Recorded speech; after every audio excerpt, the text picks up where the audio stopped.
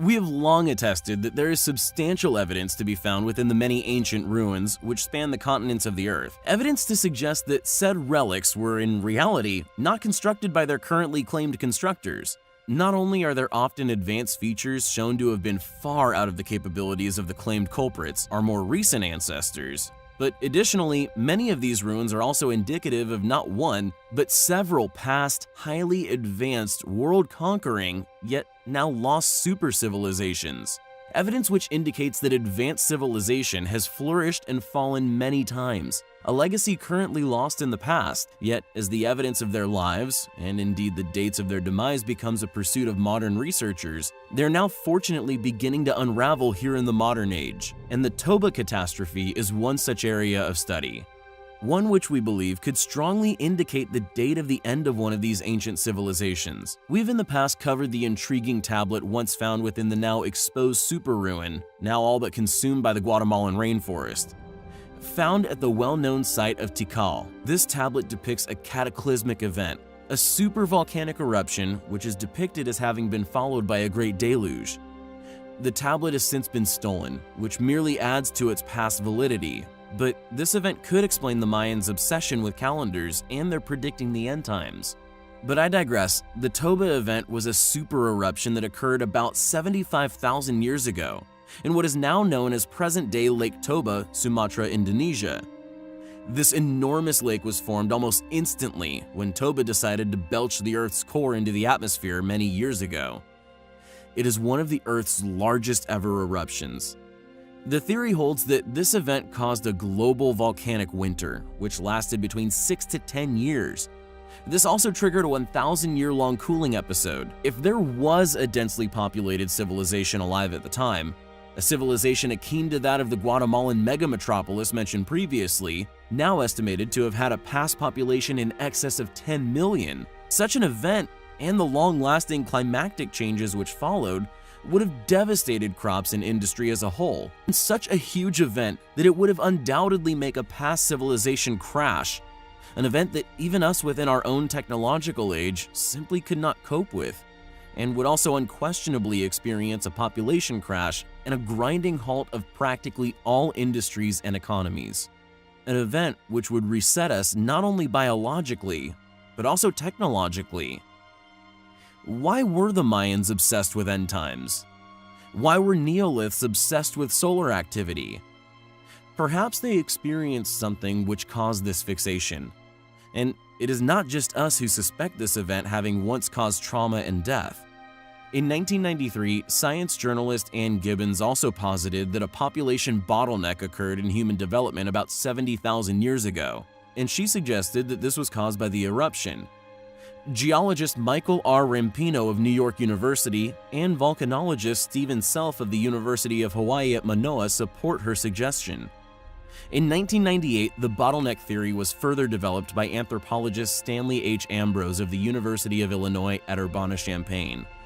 However, predictably, the event's consequences, along with the many global winter theories, remain a touchy subject within mainstream academia and is still a highly controversial area of study. Did the Toba eruption cause the demise of a past lost civilization? With this date of 70,000 years, it at least gives us a target for exploration, one which we find highly compelling. Although the Roman Empire are largely attributed with the invention of countless ingenious inventions, the truth regarding the origin of these innovations, however, may in all possibility be placed far earlier in human history. Many individual researchers, those whom are fortunately not responsible for towing lines of modern paradigm, have long claimed, just as mystery history is often posited, many said developments can in fact be identified at many other, far older ancient ruins, many predating that of the Roman Empire by millennia. These repeated earlier discoveries, along with their inexplicably rapid societal advancement, is compelling evidence to support the postulation that, just like that of the ancient Egyptians, the Romans merely adopted lost technologies, along with many ancient architectural wonders, subsequently claiming them as their own, was merely to create an illusionary air of intimidation, which would have surrounded their claimed capabilities. This fitting, if highly controversial hypothesis could undoubtedly explain the ongoing mystery surrounding the remarkable success of the ancient Romans, their empire's longevity, and ultimately, their stagnation and eventual demise. We have in the past explored the astonishing irrigation systems of pre-Incan Peru, along with that of the sewage and water systems of Pompeii. A literal time capsule, long encased in volcanic ash, not rediscovered until very recently.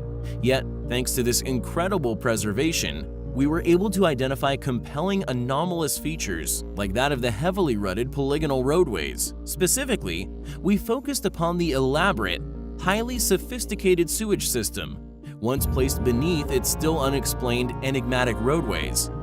A system still functional to this day, yet the most compelling of all is its metallurgy. The singular characteristic, which we feel proves beyond any doubt that such exquisite systems are not the work of the well-studied Roman Empire, but are instead a relic of a far more advanced, far more technologically capable, yet now lost civilization. For although like that of the unexplained Peruvian systems, it is still functional, a testament to the constructor's past precision and workmanship, yet most interesting fact is that the pipes which served clean drinking water were all constructed from tin, while those transporting waste were made of lead. The reason why this is a compelling fact is because whoever built this system were fully aware of lead poisoning, yet the apparently more modern systems, presumably copied by Romans, were all made from lead. The reason for this is that at the time of the Roman Empire, lead poisoning was not yet understood.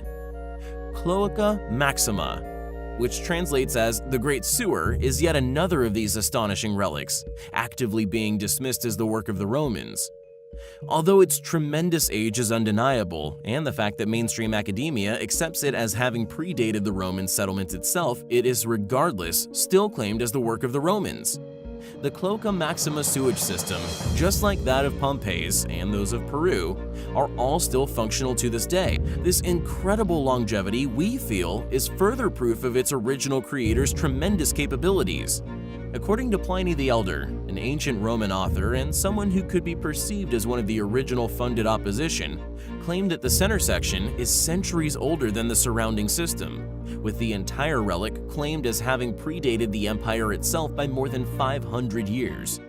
Yet Pliny the Elder, who was tasked by Rome to explain the site's origins, claimed to have somehow known the intricate details surrounding who built the Great Sewer. After researching this relic, we've found large volumes of funded research concerning its past function and the claimed construction during the Roman Empire.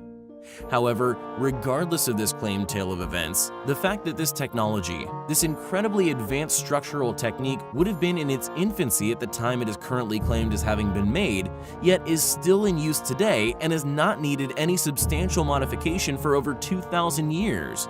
How can one explain how a seemingly new technology was utilized and perfected first time during this brief window in world history?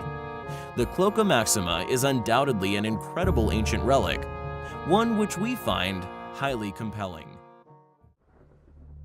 India possesses an enormous array of incredible ancient architectural accomplishments, mind-boggling feats of ancient engineering, many of which continue to mystify modern explorers and elude modern understandings. Exquisite details displaying prodigious artistic abilities and accuracy. Ancient stone carvings, which seem all but impossible, yet here they are for all to see. We have in the past explored many of these sites. We have explored the similarities and tool marks found at other sites all over the world. The now lost methods which were utilized to once carve entire temples from a single block of bedrock. We have also investigated the many temples constructed from quarried stones, temples which possess columns seemingly created on lathes, yet many of these pieces weigh in excess of 6 tons. Just how these feats were accomplished remains a complete mystery. And our next architectural anomaly is of no exception. According to mainstream academics, Virabhadra Temple was built by the brothers Varana and Varupana, which were governors under the Vijayaranga Empire during the reign of King Achyutaraya within the 16th century. Located in the village of Lepakshi, a significant place in the great Indian epic Ramayana. Legend has it that the bird Jatayu, wounded by the king of Lanka, fell here after a futile battle against the king. When Rama reached the spot, he saw the bird and said compassionately to him, Lapashki, meaning "arise, bird" in Telugu. Although the temple is claimed as the work of said brothers, just like that of many other incredible, inexplicable sites throughout the world, any explanation as to how they achieved this incredible feat remains elusive. Additionally, there is one feature in particular which not only remains unexplained, but its past purpose, or perhaps more importantly, how this feature was successfully created, remains unknown. Known as the Hanging Pillar of Lepachki, it is a column which initially appears to be a weight-bearing structure. However, on closer inspection, one discovers that this column is in fact set aloft, with its significant weight somehow being dispersed along the temple's roof. It is as if the builder of said temple created the column as a statement, a display of their incredible abilities and architectural skills. The column seemingly serves no function other than to display the capabilities of the temple's builder. It is as if they were simply showing off. Furthermore, along with a past purpose remaining elusive, just how the temple's inner structure actually supports the weight of the column is also an unknown. How can one be expected to believe that a temple such as this, located among many of India's other astonishing ruins, one which possesses clear displays of complex, advanced, and in-depth understandings of load-bearing architecture, along with the majority of its existence currently unexplained, was supposedly built by one of our well-studied ancestors a mere 500 years ago? How can one accept this as a logical explanation for its origins? The Hanging Pillar of Lepachki is clearly an incredible work of ancient engineering, one that, although claimed as the work of known ancestors, remains largely unexplained. It is a temple which we find highly compelling. During our extensive research into the Neolithic Age, explorations into the countless Stone Age ruins, which can be found all over the world, a hypothesis began to form regarding their past possible identity. However, evidence continues to mount suggesting that this was incorrect. Stone Age ruins like that of Stonehenge are all part of an existing legacy of a civilization which, according to mainstream paradigm, lived over 10 millennia ago. A people who displayed incredible capabilities, not only in the quarrying, moving, and eventual placement of many stones in excess of 100 tons. The incredible displays of earthworking, mounds and barrows formed from thousands of tons of earth, all of which was once laid atop these underground layers.